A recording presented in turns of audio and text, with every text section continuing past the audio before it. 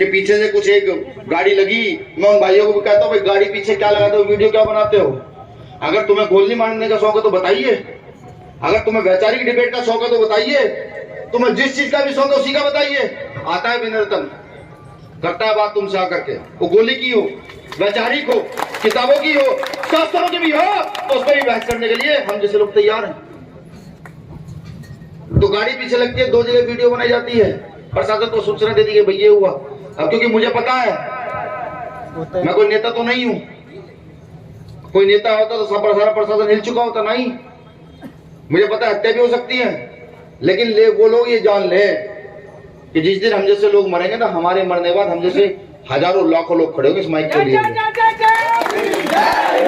और ये जो जन सैलाब खड़ा हो रहा है, ये किसी की जाति किसी धर्म उत्थान के लिए नहीं है।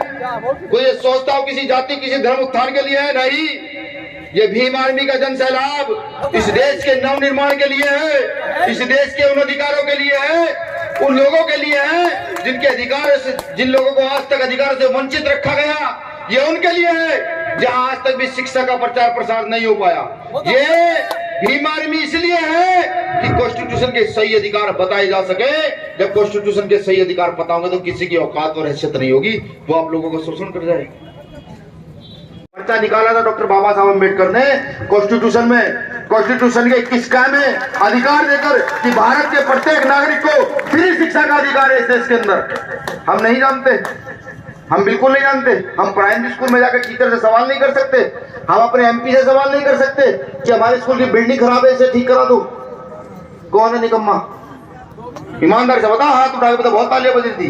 कौन है निकम्मा? वो लोग हैं, हम लोग हैं, हम है ना? क्यों? सवाल पूछना भूल गए हैं हम लोग, सवाल पूछना भूल गए हैं। और ये सवाल पूछना क्यों भूल गए हैं? जो जानकारी नहीं रखता उसमें सवाल पूछने की हिम्मत नहीं होती।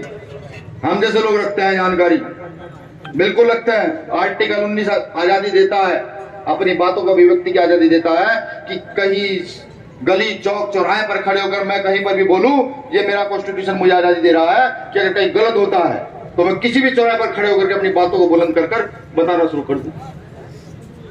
आज देश की स्थिति देखिए कहां जा रही है। बाबा साहब अम्बेडकर ने कहा जिसकी जितनी संख्या भारी उसकी उतनी हिस्सेदारी। हम ये कहते हैं जिसकी जितनी संख्या भारी उसकी उतनी जिम्मेदारी। सोचिए देश कहां जा रहा है। इस देश का रेलवे भी कहा, एयरलाइंस भी की, LIC भी की, BSNL भी कहा।